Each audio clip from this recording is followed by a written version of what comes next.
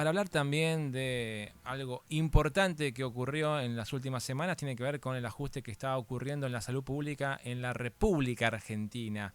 Y si hay que hablar de la salud pública, hay que hablar de lo que está pasando en el Garrahan, por ejemplo, que viene la motosierra full desde el año pasado. Incluso hemos sacado noticias respecto de este tema, de este ajuste que venía ya desde el año pasado. No es un tema nuevo, ni un tema ni siquiera electoral para hacer ruido en plena campaña, sino que es un tema que venía trascendiendo en los últimos meses. Y también lo que está trascendiendo desde los últimos meses, pero se ha profundizado con el ajuste de la motosierra de Javier Milei, es el recorte que ha hecho la Agencia Nacional de Discapacidad, donde las prestaciones a los discapacitados cada vez se hacen más caras porque empieza el Estado a desregular todo lo que tiene que ver con este tipo de prestaciones y afecta a aquellos discapacitados que tienen y necesitan la prestación de salud. Por esa razón estamos en comunicación ahora con el diputado nacional por Unión por la Patria, Daniel Arroyo.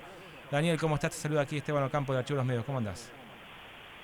Muy bien, buenas noches y un gran gusto. ¿Qué tal? Buenas noches y gracias por atendernos, Daniel. Bueno, ¿qué nos puede comentar acerca de este ajuste brutal que nos está ocurriendo en la República Argentina respecto de la Agencia Nacional de Discapacidad, que está recortando todo lo que es prestaciones a precios un poco más económicos o precios más accesibles que puedan cubrir las horas sociales y demás a los discapacitados, y que ahora empieza a afectar fuertemente a aquellos sectores que están discapacitados y aparte necesitan de una prestación porque son más caras que cualquier persona que quiera atenderse, ¿no? Sí, el ajuste sobre las personas con discapacidad es más que brutal. Una persona que trabaja en un taller protegido, que va todos los días a trabajar 4 horas, en una herrería, una carpintería, cobra 28.000 pesos por mes, no por día, por mes. Un transportista, una persona que transporta personas con discapacidad para hacer tratamientos, cobra 541 pesos el litro de nafta. Como la nafta sale 1.300 pesos, en vez de llevarlo los 5 días que requiere el tratamiento, con suerte lo lleva 2. Un alumno con discapacidad está en una escuela común, tiene una asistente que la acompaña. Esa asistente cobra a 180 días, cuando cobra 6 meses, 3.000 pesos la hora. Está buscando otro laburo todo el tiempo porque claramente no le alcanza y está rotando todo el tiempo. Los hogares, los centros de día están todos a punto de cerrar. Todos hacen feria americana, rifa, no saben más qué hacer. Todos tienen deuda con la FIP. La FIP les dijo que los aguanta hasta el 30 de junio y después deuda. Yo soy el autor de la Ley de Emergencia en Discapacidad que se aprobó esta semana en la Cámara de Diputados, la semana pasada, y tuvimos 2/3 de los votos en la Cámara de Diputados. Claramente la ley tiene 3 partes. La primera es esta: actualiza el nomenclador. Dice que hay una emergencia brutal, está totalmente desfasado, nadie está accediendo a las condiciones mínimas básicas. Entonces lo que hace es, va para atrás, toma de base diciembre del 2023, antes del 120% de devaluación, viene a hoy, actualiza el nomenclador, descuenta lo que sí se aumentó y se construye un nuevo nomenclador. Con la idea que el transportista cobre el litro de nafta lo que corresponde y entonces traslada a la persona, que el terapista cobre, que el que labura pueda hacerlo, que accedan a los medicamentos y que claramente los hogares funcionen. Ya se aprobó con 2/3 partes de la Cámara de Diputados. Ahora, ¿cuál es la razón de ser de todo esto? Digamos, el Estado, ¿cuánto pone por los discapacitados que se atienden? ¿Cómo funciona? ¿Cómo es la dinámica como para comprenderlo bien claro? El sistema de seguridad social, lo que sería básicamente el funcionamiento de las prestaciones, tiene 4 partes. La Agencia Nacional de Discapacidad, que tiene pensiones y que eso se llama incluir salud, PAMI, obras sociales y prepagas en esencia. Hay un nomenclador, un conjunto de prestaciones que tienen que dar obras sociales, prepaga, PAMI, incluir salud. El gobierno se le ocurrió a comienzo de año desregular, decir no, acá cada uno hace lo que quiere, cada uno da la prestación que quiere. Ese decreto tuvo dificultades en la justicia, sufrió amparos, pero muchos se lo tomaron en serio y entonces dan las prestaciones que quieren. Con la ley que estamos haciendo, con la ley que fue aprobada de vuelta en la Cámara de Diputados, ahora la situación cambia, vuelve a establecer un nomenclador, que es como funciona el mundo. Hay un conjunto de prestaciones que tiene que dar, no si le parece, no si tiene ganas, no si le gusta, que tiene que dar. Después hay una segunda parte del problema, son las pensiones. El gobierno está haciendo una auditoría de las pensiones, lo cual está bien. pero ha decidido hacerla mal, en mi opinión, ha decidido hacerla mal a propósito. ¿Cómo era hacer bien la auditoría? Ir a ver dónde está el problema. Si hay un médico que dio muchas altas, más que el promedio, hay que evaluar esas altas y esas personas que recibieron la pensión. Y si hay algo que está mal, hay que cortarlo. Si hay una localidad que está muy arriba del promedio, 11% de promedio de personas que tienen pensión por discapacidad, y en la localidad tal tienen 60%, es evidente que hay un problema, hay que ir, auditar y cortar.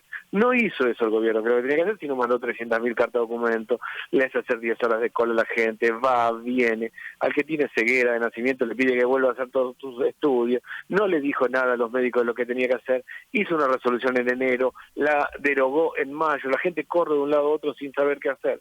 La ley en la segunda parte, de vuelta, la ley que se acaba de aprobar, lo que dice es, uno, usted haga la auditoría y hágala bien, vaya donde está el problema, y segundo, de las faltas que corresponden, no puede hacer esto.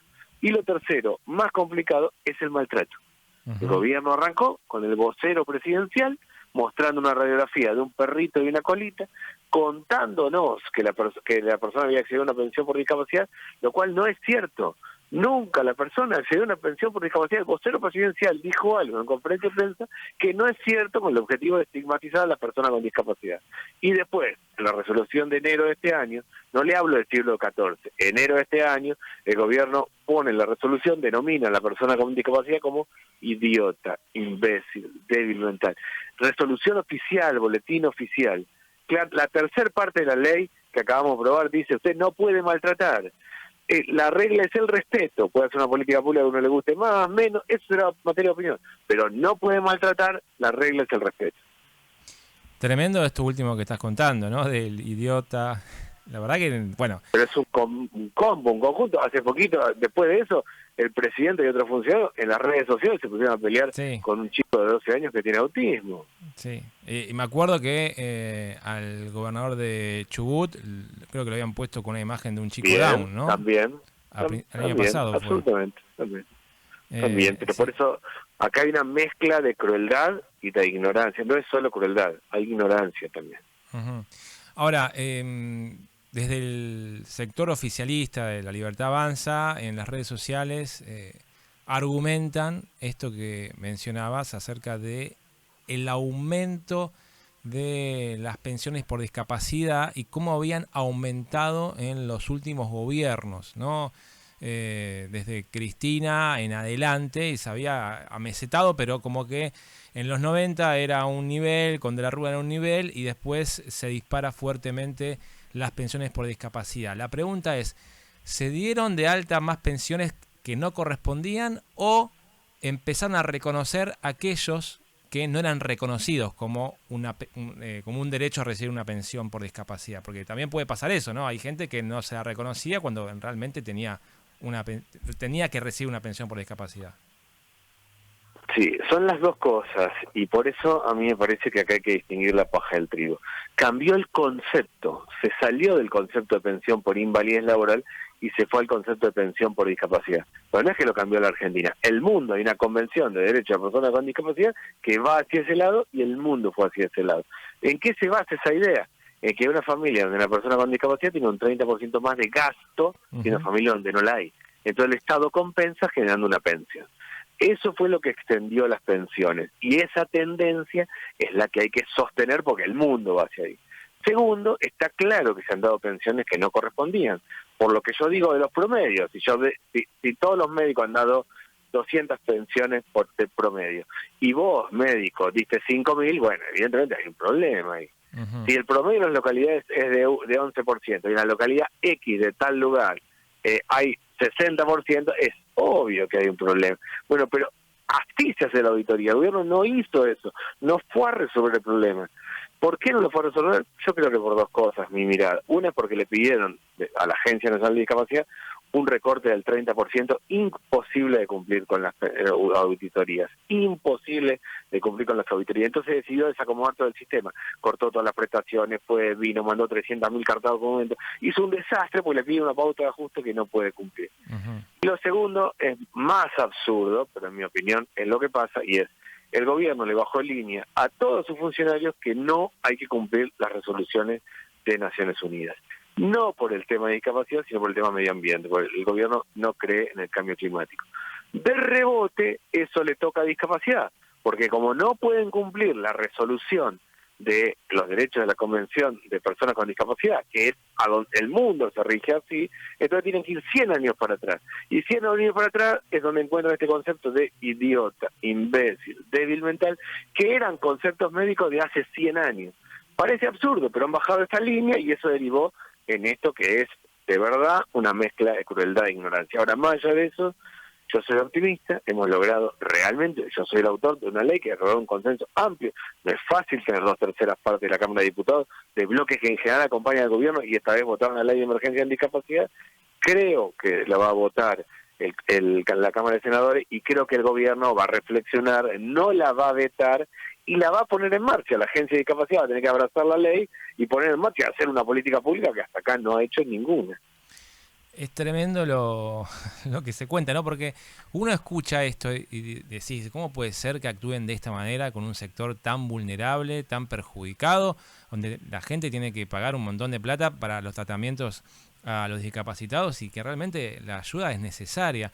Incluso ya hubieron figuras reconocidas, o incluso María Julia Oliván hablando en redes sociales o en su programa por streaming, contando de que si quieren corregir, tienen que corregir, pero tampoco eliminen todo. Es un hachazo brutal que está afectando hasta los más vulnerables. La verdad que sorprende tanta crueldad, o tal vez no sorprende porque tienen ese comportamiento medio sádico. Este gobierno se vanagloria incluso con ese comportamiento. Para ir cambiando de tema, Daniel, y de paso agradecerte por esta comunicación, lo que está pasando a estas horas, bueno, Cristina ha salido a hablar en la sede del PJ, ahora está hablando a los militantes porque mañana se prevé que pueda haber una detención de Cristina Fernández de Kirchner por parte del Tribunal Supremo de Justicia. ¿Qué opinión te merece? ¿Cómo lo estás viendo? Primero, me parece que es impresionante los medios de comunicación avanzando sobre la idea de es mañana, pasado, va a ser así, de esta manera, diciéndole a la Corte Suprema de Justicia lo que tiene que hacer. Eso es muy fuerte para mí, verdaderamente. Primero me parece eso, es casi en cadena nacional, todos contando y diciéndole a la Corte Suprema qué tiene que hacer. Y segundo, me parece que en la Argentina no puede haber proscripción. Esto es democracia, hay que competir y el que gana, gana y el que pierde, pierde. Pero en esencia me impacta lo que pasa en los medios de comunicación. Vos decís que lo que trascendió en los medios no es una filtración de la Suprema Corte de Justicia sobre una detención, sino como es una apretada para no que lo sé. No lo sé, pero digo, una cosa es que algo sea un rumor, entonces lo dice algún medio y alguien lo evalúa, y otra cosa es que en cadena nacional esté todo. Esto es impactante, verdaderamente es impactante. Sí, porque de alguna manera si la justicia o la Suprema Corte no dictara prisión para Cristina, dirían que la Suprema Corte se dio vuelta, arrugó o arreglaron o de otra manera, digamos. También es una forma de cómo se cuenta después la noticia en el día de mañana o el miércoles cuando no ocurra, si es que no ocurre el caso de la detención. ¿Y cómo está el peronismo puertas adentro en esta reorganización, en esta elección provincial, por ejemplo, que se va a desdoblar, o al menos es lo que ya está confirmado por parte del gobernador Axel Kicillof para votarse en septiembre? ¿Cómo lo estás viendo dentro del peronismo?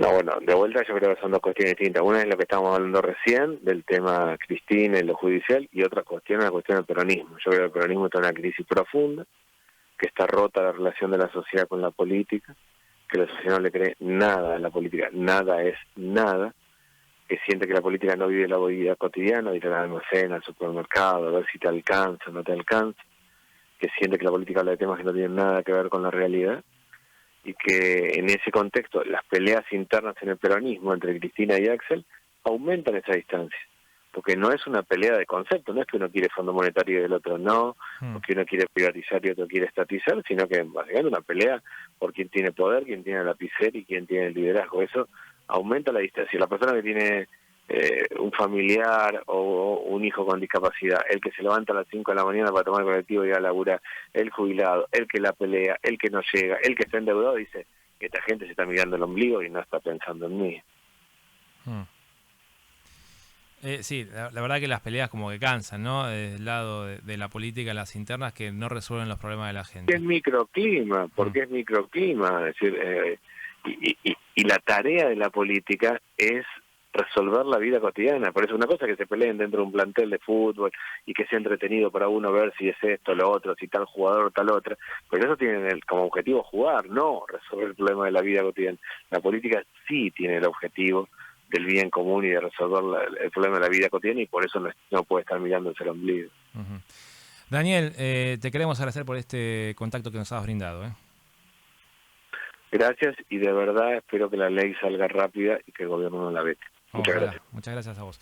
Y ahí pasaba Daniel Arroyo, diputado nacional por Unión por la Patria, contando acerca del ajuste en la Agencia Nacional de Discapacidad. La verdad que lo que ha contado es brutal, el recorte que se está haciendo y el, el caso omiso, ¿no? de este gobierno frente a los reclamos de un sector completamente vulnerable, y cómo también hay un relato detrás de un recorte, ¿no? Porque se empieza a generalizar, se empieza a tergiversar, se empieza a hacer un relato que no coincide con la realidad.